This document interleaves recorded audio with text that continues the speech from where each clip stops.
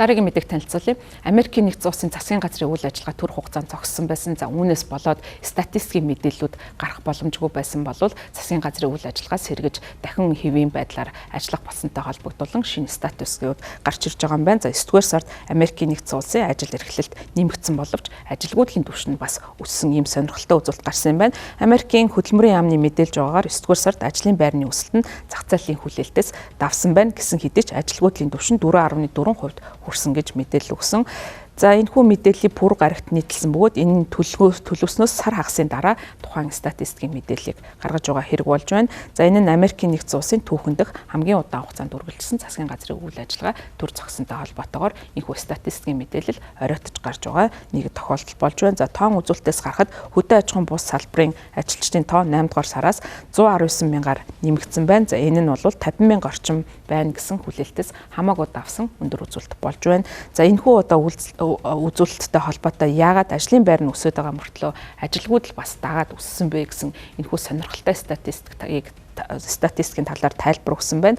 Голландын ING банкны олон улсын ахлах эдийн засагч Джеймс Найтли хэлэхдээ ажилгүйдлийн түвшин бол тусдаа судалгаагаар гардаг. За энийг бол өрхүүдээс авдаг юм байна. За харин энэ ажлын байр нэмэгдэж байгаа юуг бол ажил олгогчдоос авдаг. Өөрөөр хэлбэл тухайн сарда хэдэн хүнд бол цалин тавьсан гэсэн одоо тоогоор нь тухайн ажилтны тоог тооцоолж гаргадаг учраас энэхүү судалгаанууд хоорондоо зөрүүтэй хэлбэлцэлтэй байгаа юм а гэж тайлбарлаж байна. За ажиллах хүчний тоо 470 мянга орчмоор нэмэгдсэн бөгөөд тэдний 251 мянган ажилтаа босно. Ажилгүйдлийн түвшинг бол нэмэгдүүлж гол үзүүлэлт болсон юм байна. За ингэж өсөлт гарч байгаа нь гэхдээ муу мэдээ биш. Энэ нь бол хөдөлмөрийн хүчний өсөлт 2 сар дараалан доктортой байгаатай холбоотой гэж Ван Войден бол хэлсэн байна. Энэ өсөлт нь бол зөвхөн муу мэдээ биш. Учир нь хөдөлмөрийн хүчний өсөлт бол сүүлийн 2 сар дараалан доктортой байгаатай холбоотойгоор энэхүү ажилгүйдлийн тоо бас нэмэгдэж байгаа юм байна. За эд насны ажиллах хүчний оролцох түвшин болон ажил эрхлэлтийн харьцаа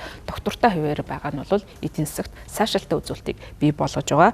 За энэхүү тайлантай холбоотой бас сонирхолтой статистикийг нийгмийн байгууллагууд бол ухаж гаргаж шинжилсэн байна. За тус туйланд дурдсанаар 20 болон түүнээс дээш насны Африк гаралтай эмэгтэйчүүдийн ажилгүйдлийн түвшин 8 дугаар сард 6.7%-аас 9 дугаар сард 7.5% болж өссөн байна. Насанд хүрсэн эмэгтэйчүүдийн хувьд энэ үзүүлэлт нь 3.8-аас 4.2% болж нэмэгдсэн байна. За үүнтэй харьцуулахад 20 болон түүнээс дээш насны Африк гаралтай эрэгчүүдийн ажилгүйдлийн түвшин 7.1%-аас 6.6% болж буурсан. Насанд хүрсэн эрэгтэйчүүдийн ажилгүйдлийн түвшин 4.1-ээс 4% болж мөн буурсан байгаа юм байна. Үндэсний эмэгтэйчүүдийн хуулийн төвийн судалгааны дэд ерөнхийлөгч Жасмин Такер энэ одоо статистиктэй холбоотойгоор 9-р сарын мэдээллээс харахад Америкийн эдийн засаг ерөнхийдөө агшиж байгаа нь харагдаж байна.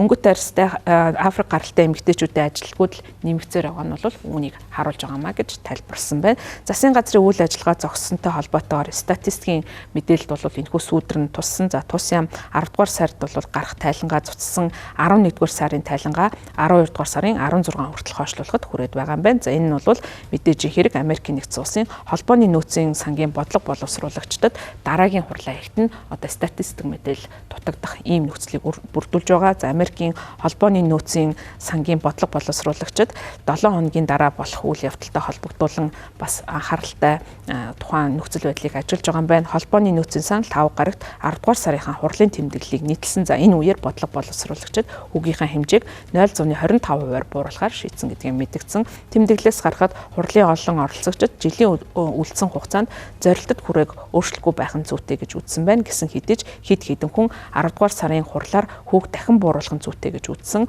Зах зээлийн зарим шинжээчдийн хэлж байгаагаар холбооны нөөцийн сан инфляцийг дахин хурцсахаас болгоомжлж байгаа учраас хүүгээ доктортой байлгана гэж мэдэгдэж байна. За Америкийн нэгдсэн улсын холбооны нөөцийн сангийн хүү нэмэгдэх явд нь дэлхийн эдийн засагт шууд нөлөөлөл үзүүлдэг. За яагаад вэ гэх юм бол Америкийн нэгдсэн улсын доллар бол дэлхийн эдийн засгийг тодорхойлогч хүчин. За үүнээс дагаад бол инфляц, бусад одоо энэ зүйлүүд нь бол бусад орнуудын валютын нөөц болон бусад одоо бодлогот мөнгөний бодлогот нь бол нөлөөлж байдаг. За нөгөөтэйгүр Америкийн нэгдсэн улсын дэлхийн тэргүүлэх эдийн засаг гэдэг утгаараа тус улсад болж байгаа өөрчлөлт нь бол дэлхийн эдийн засагт сөрөг нөлөөлөл болон эерэг нөлөөлөл авчрах бололцоотой байдаг учраас улс орнуудын төв банкуд буюу банкуудын зүгээс бол тухайн одоо Америкийн нэгдсэн улсын бодлогын хүн нэмэгдэх хэсгийг бол анхааралтай ажиглаж үүнтэй холбогдуулан өөрийн одоо мөнгөний бодлогоо боловсруулж ирдэг.